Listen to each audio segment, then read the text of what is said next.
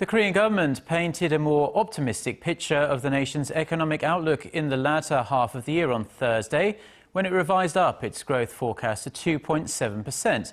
But as our Yoo Li-an reports, the latest figures show the Korean economy still has a way to go before it is out of the woods. The nation's industrial output fell last month, reflecting the sluggish domestic economy amid ongoing global uncertainty.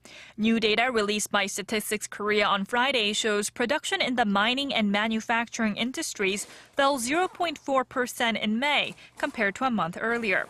The contraction came after output increased for the first time in 4 months in April, showing the sector is still struggling to gain traction.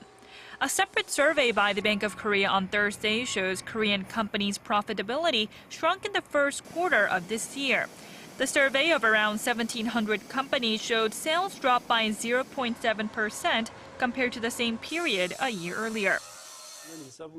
When looking at the profitability of companies in the first quarter of this year, manufacturing firms, mostly major conglomerates, saw a rise in profitability, but non-manufacturing companies fared less well. It also shows the number of companies that aren't able to pay back the interest on their debts from their business profits rose from 31% to 36%.